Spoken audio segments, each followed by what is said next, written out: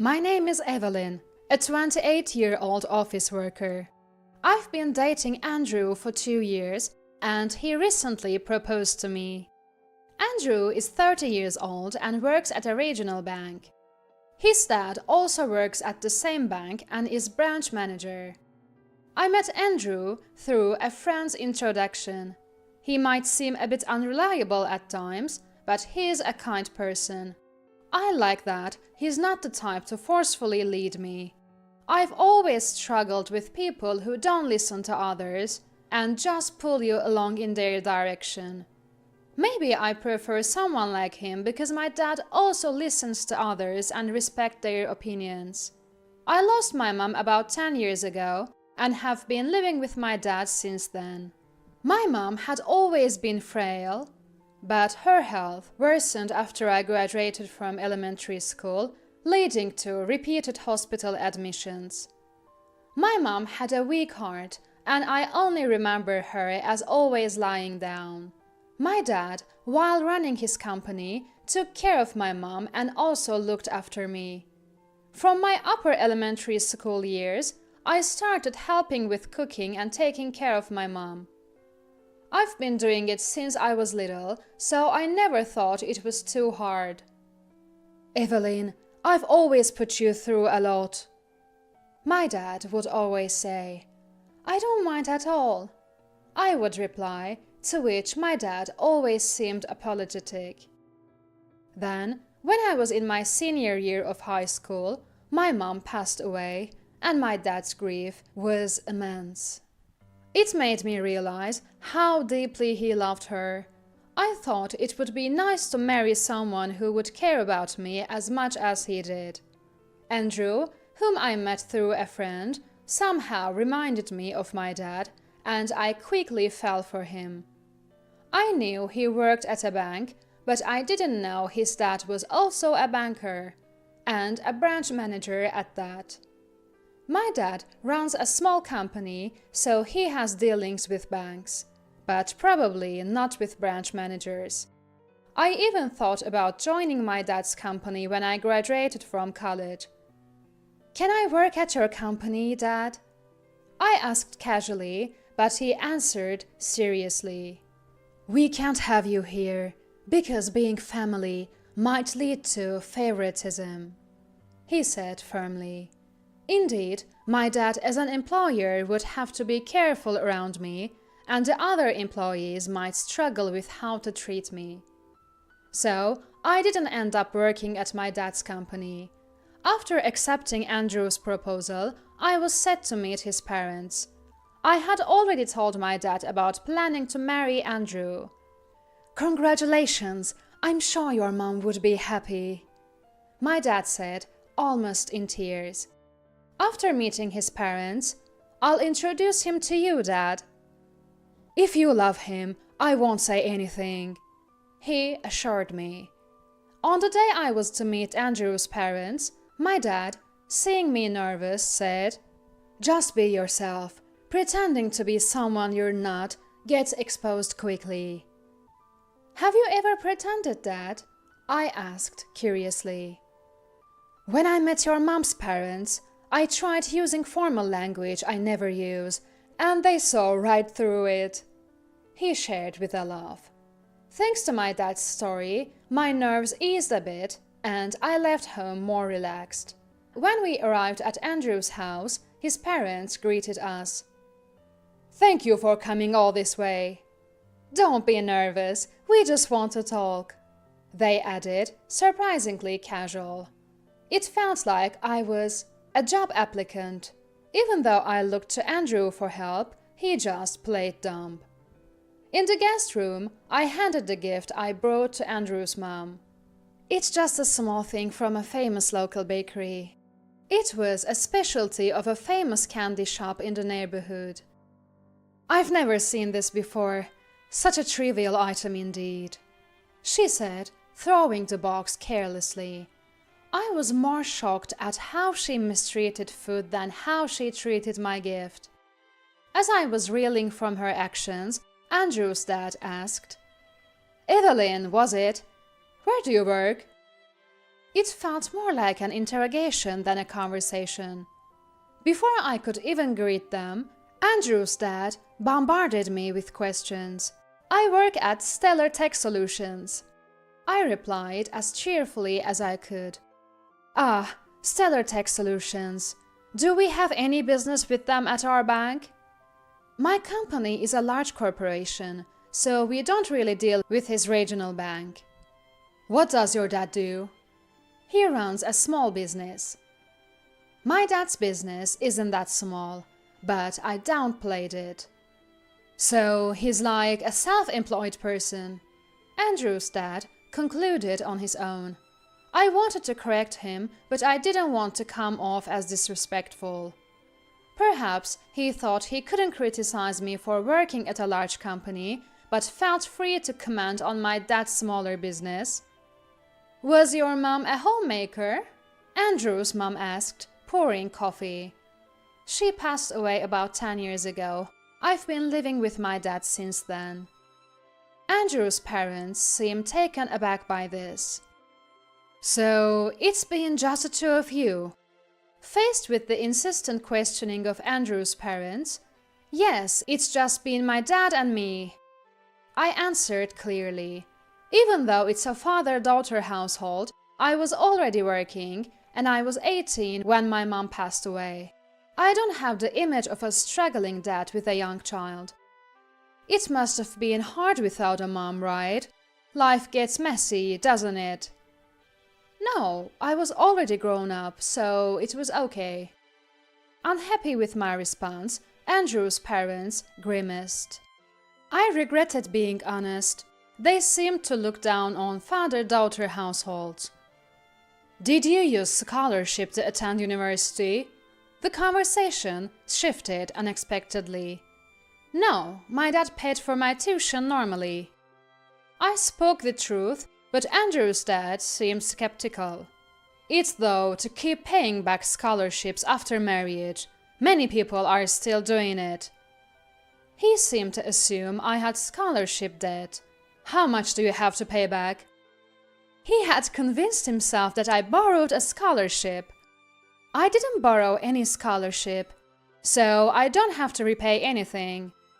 I was surprised that someone like him, who hardly listens, could be a branch manager. But it wasn't just him. Andrew's mom also had strong misconceptions. "Struggling in a father-daughter household and having to repay a scholarship," she said pityingly. "Planning to pay it all off quickly once you marry Andrew, right?" she accused with a mean look. Looking to Andrew for support, he just nodded along with his mom. Left with no one to help, I had to fend for myself. "There's no scholarship repayment, so don't worry," I insisted, clearly annoying them. "Growing up in a father-daughter household, you can't listen to others, can you? Poor thing." Their prejudice against father-daughter households was frightening. "Your dad might be in debt too," Andrew's dad speculated wildly. Rather than an assumption, it's more like a fantasy habit. It's tough for self-employed businesses these days. If he runs away in debt, it's a big problem for the bank. "Once you marry Andrew, you might force our bank to lend you money." In their minds, they had concocted an elaborate story. "We don't have any dealings now, but I'll remember the name and make sure not to lend," Andrew's dad said with a disturbing resolve. I had already given up on marrying Andrew by this point. More than given up, it was clear I couldn't live with these people. I felt embarrassed for ever thinking Andrew was like my dad. My dad was nothing like this heartless man. A daughter from a father-daughter household, self-employed with debt, is not a suitable match for Andrew, Andrew's mom yelled. I checked Andrew's reaction. He seemed to agree, nodding again. Disgusted, I realized Andrew's dad was boasting. "There are many women who approach us for our status. Marrying rich is a shortcut to wealth," he said smugly. Seeing him boast while I was being insulted and Andrew not defending me, I lost all affection for him. The interview-like atmosphere I felt when I first came was accurate. This wasn't a meet the parents visit, but an interview to check if I was a suitable match for their son. It was an unfair interview, designed for them to feel superior. I realized I had come to a terrible place. In a way, it was good. Becoming family with these people unknowingly would have been awful. Though it was unpleasant, I was close to marrying into this. Still wanting to belittle me, Andrew's parents weren't done. But I wasn't that naive. It seems I failed your interview, so I'll take my leave. Leaving these words behind, I left Andrew and his parents and walked out of his house. Andrew didn't come after me, marking the end of our relationship. Seeing my strained face upon returning home, my dad asked, "Are you okay? What happened?" Though I had put on a brave face leaving Andrew's home, seeing my dad made all my tension unravel. I burst into tears and clung to him.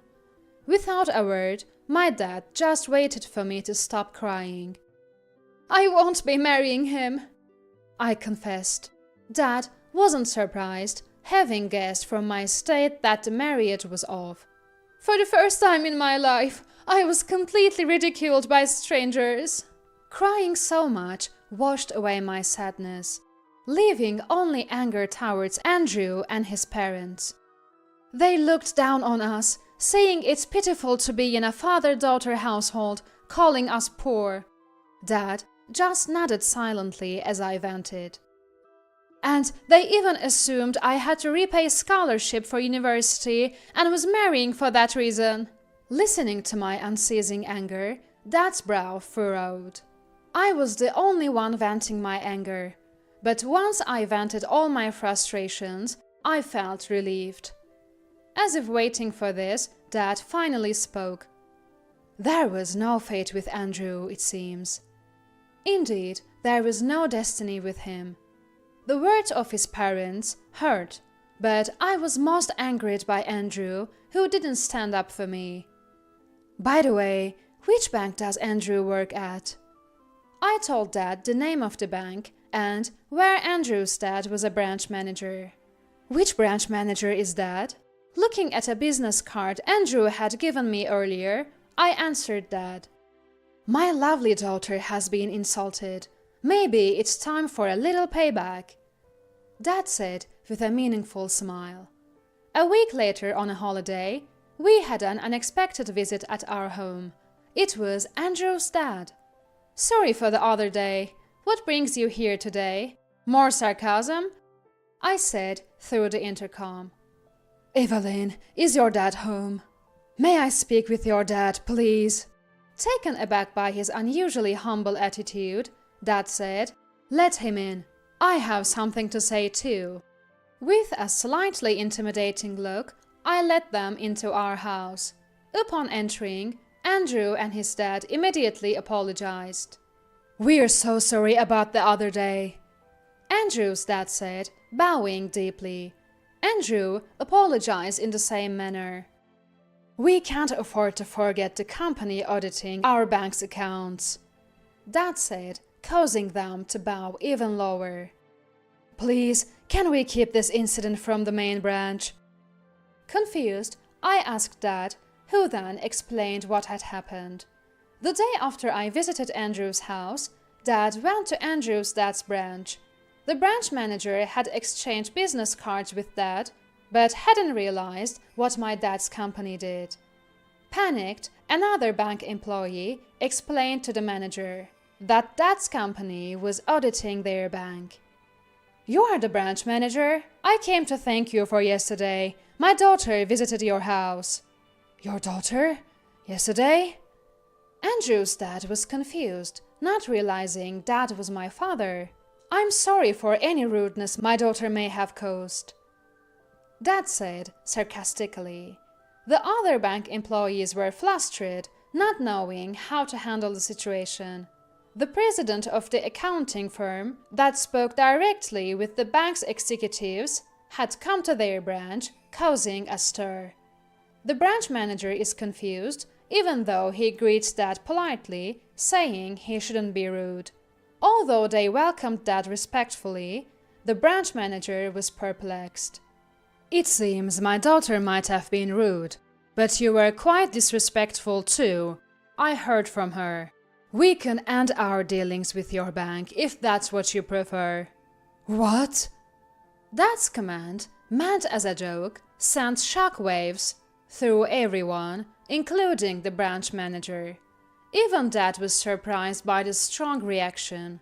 Dad hurried back home, and it turned out to be more effective than I had imagined. Andrew's dad hadn't realized until the end that my dad and the president of the accounting firm were the same person. My dad's company isn't well known generally, but seems to be a big player in its industry. Trying to give Andrew's dad a bit of shock, my dad visited him, causing quite a stir at the bank. The other bank employees were panicked and apparently urged Andrew's dad to apologize. Then, Andrew and his dad came together to apologize. "You shouldn't be apologizing to me. You should be apologizing to my daughter first." I was surprised by the firm tone of my dad, which I had never heard before. Andrew and his dad seemed even more shocked, crawling on the floor. "We are sorry for the other day. We were disrespectful and have reflected on it. I didn't say anything wrong, so we're good, right?" Andrew said with a sarcastic smile, looking up at me. "I'm mostly angry with you for not standing up for me." Faced with my glare, Andrew pressed his forehead back to the floor. He probably wanted to reconcile with me. I had many missed calls from him on my mobile phone. I hadn't noticed them because I blocked his number, but after they left, I saw how serious it was. It was a good opportunity for my payback. How does it feel to apologize deeply to the father-daughter household you mocked as poor?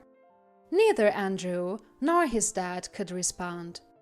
Give me my regards to Isabella, who always had snide remarks.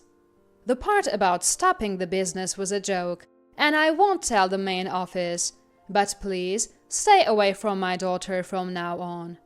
Dad spoke sternly again, and they could only keep apologizing, prostrated on the floor. By the time they left, Andrew's dad's forehead was red from bowing so much. Dad and I burst into laughter watching this. Mocked by us, Andrew and his dad shared a wry smile with each other. Their apology and my chance to talk back marked the definitive end of my relationship with Andrew. Later, I heard that Andrew's dad was demoted from his position as branch manager after the incident reached the main office. Andrew was transferred to a distant branch, seemingly ending his chances for advancement. I started dating someone new, introduced by a friend. I didn't want to experience the same pain, so I checked with him from the start. "I'm from a father-daughter household. Is it okay?" He looked puzzled but assured me it didn't matter. "Do your parents have any prejudice against father-daughter households?" He looked surprised again, but laughed and denied it.